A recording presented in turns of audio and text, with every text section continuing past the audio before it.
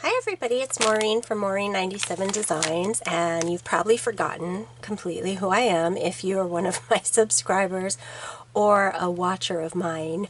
I haven't posted a video in forever. So I thought I'd just ease myself back into doing videos with a sort of unboxing. It's not a box, obviously, this is a bag, but it's just something I got recently and I wanted to share with you because if you're a fabric collector or user like I am, you might be interested in something like this because I thought it was really cool. So yeah, I'm gonna tell you all about it. It's from Etsy, a shop called Kimono Momo, and she sells a lot of things for sashiko, slow stitching pretty much stuff, and Japanese fabrics.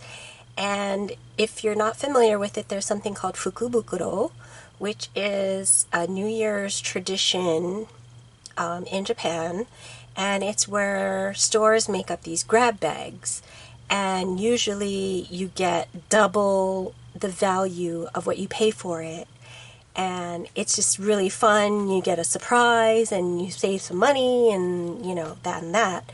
And so Kimono Momo actually has put on this Fukubukuro bag previously, and she continued it again this year. And I did get them last year, and I thought they were so fun I wanted to get them this year, and so I was watching for it around New Year's, and then she posted them and I got two. And there are actually options for you to pick from. You can get the scrap bag or the strip bag, or I think it's a ribbons bag for $12. This scrap bag, I got two scrap bags. I didn't get the strip bag or the ribbon bag. But this one is $15 a piece, and I got two. And if you spend, you know, whatever amount it is, $35 I think, or something like that, you get free shipping. So I tossed in something extra and got free shipping. So it's a really great deal. The way that she does these Fukubukuro bags is she did them by weight. So this is a ½ pound of fabric. I guess you could call them remnants, scraps, whatever you want to call it. But basically it came in this cute little coffee bean or coffee bag. And this is what I got for my first one. And you can see right off the bat I've got this super cute, unfortunately their heads are cut off, but it's a unicorn fabric, but it's still really pretty.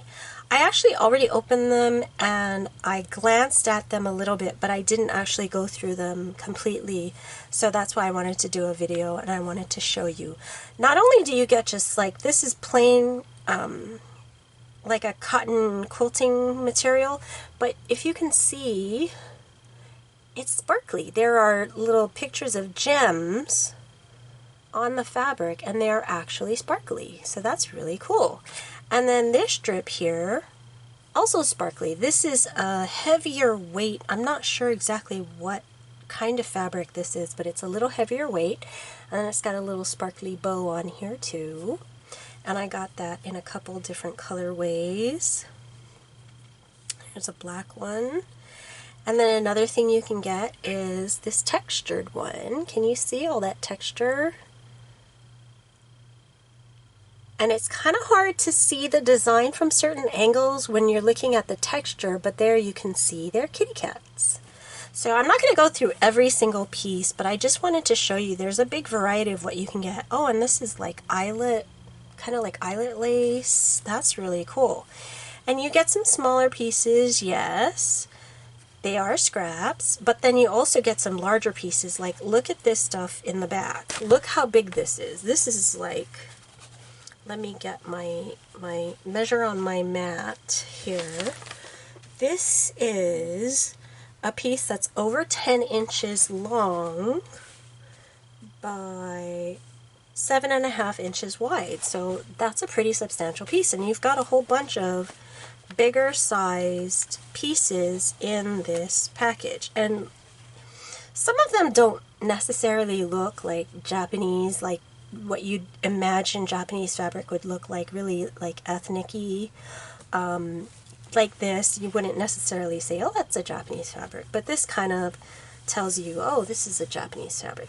So you have a bunch of different kinds of designs, and there are some really, really beautiful ones in here. So what I'm planning on doing with these is to do some slow stitching projects. I'm actually not really feeling the quilting bug right now, but I am still wanting to do some sort of a stitching, and I'm not really into my cross stitch right now either. So I've been kind of trying to get back into the slow stitching thing, and I'm not necessarily going to make any kind of finished project, but I just want to get some of these really pretty fabrics, put them together on some sort of a base and stitch them together into something, maybe like a piece you can display like in a frame or something. I'm not sure, but I'm not gonna tell myself, hey, I'm gonna make a bag, a slow stitch bag, because I probably won't end up making it. But I can do some slow stitching, and even if I don't have a finished project in mind, I might end up with something finished, or I might end up with something that's kind of half done but is still really nice to look at and pet. So anyway, this is my second bag, and again, it came in the coffee bag. You can see the little wire closure tie thing here. And again, a whole bunch of big pieces. This is so cute with the panda and the cats and polar bears and stuff, but also some really nice little pieces too. And ooh, I love that. That is really beautiful gold. So I don't mind the small scraps, because in slow stitching I'm gonna be putting together a bunch of smaller things anyway, and to me it seems almost funny thinking that I'm a quilter, but I don't like to cut up fabrics just to have little scraps.